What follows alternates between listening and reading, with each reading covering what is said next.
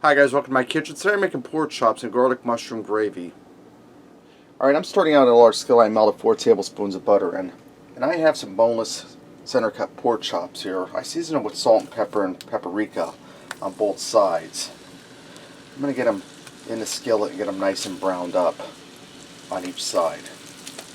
Alright, now that my pork chops are all nice and browned up and I set them aside for now, I'm going to put an 8-ounce container of sliced white mushrooms in here.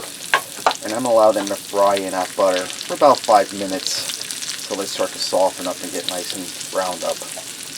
Alright, now that my mushrooms fried for a little bit, and they're getting golden brown and delicious and they're softened up, I'm going to put in some garlic. I'm going to put in the equivalent of 4 cloves. I'm using the pre-diced stuff.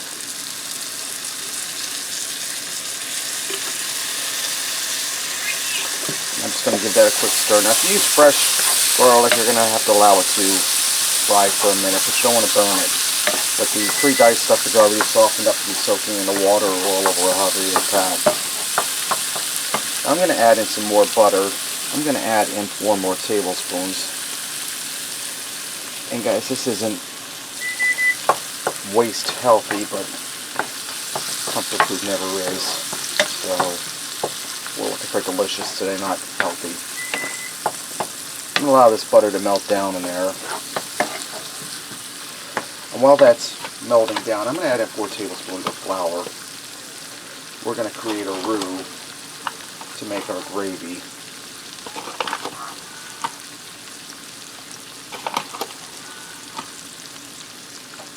And I'm going to allow that to cook for a few minutes till that butter melts and the flour taste cooks out of the flour. Right now they allowed that to cook for a few minutes and the flour taste is out, my butter's melted. I'm going to add a little bit of salt in. And I'm using unsalted butter, so this isn't going to hurt anything. I'm going to add in a little under a teaspoon. And I'm going to stir in 4 cups of beef broth, because we want enough gravy for over top of our pork chops, and I'm making mashed potatoes to go with this.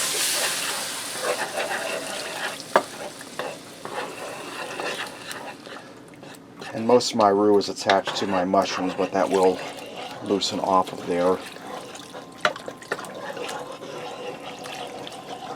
You can see how beautiful this is looking already. Imagine when this gravy tightens up.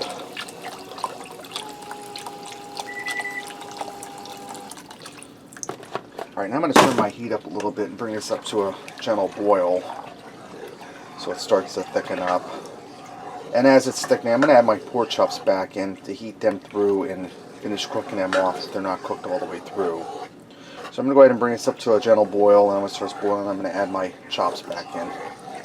Alright, my gravy's nice and thickened, my pork chops are nestled in there, they're heated through, they're ready to go. Let's go ahead and fix up a plate and see what we got. I also went ahead and made that mashed potatoes I mentioned for the gravy to go over, and I made some buttered green beans. Get in here and try this chop. Tender, cooked through, a little bit of that gravy. It's really delicious. Get a little heat from that pepper. Try some mushroom. Tender, good earthy mushroom flavor, and that gravy. Get some potatoes. Try that gravy.